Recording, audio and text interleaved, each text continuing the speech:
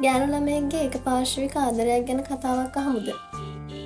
අද මම රිවිව් කරන්න යන්නේ මෙන්න මේ පොත. නම තමයි Us That Never Was. කියන්නේ අප නොවූ අප. මේක ලියලා තියෙන්නේ උභාෂිත කන්ගාර කියලා ඕත කෙනෙක්, අලුත් ඕත කෙනෙක්.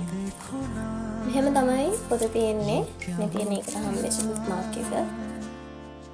මේකේ කතාව පැත්තට චුට්ටක් ආවොත් මේක තියෙන්නේ ගෑනු ළමයෙක්ගේ ඒකපාර්ශ්වික ආදරයක් ගැන. ගොඩක් කතා අපි අහලා තියෙනවා පිරිමි ළමයෙක්ගේ පැත්තෙන් ඒකපාර්ශ්විකව ආදරය කරන කතා. හැබැයි මේ කතාව වෙවිලා ගෑනු ළමයෙක්ගේ පැත්තෙන්. ඒ කියන්නේ ගෑනු ළමයෙක්ට කොහොමද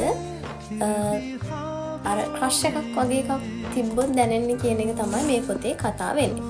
මාළින් අපේ අර සමාජෙත් තියෙනවානේ ගෑනු ළමයෙක්ට පිරිමි ළමයෙක්ගෙන් ආස්කවුට් කරන්න බෑ කියලා. හැබැයි ඒවා පැත්තකට දාලා ගෑනු ළමයා ගිහිල්ලා ආස්කවුට් කරත් සමහර වෙලාවට පිරිමි ළමයා කැමති නෑ.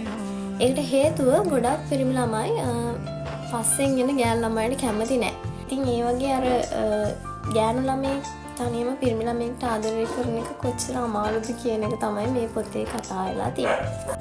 මේකේ විශේෂම දෙයක් විදිහට මම දැක්කේ ඕත මේක ලියලා තියෙනවා හරි ලස්සනට. මේක ඇතුළේ නිසදස් තියෙනවා, අලංකරණ එහෙම දාලා හරිම ලස්සනට ලියලා තියෙනවා.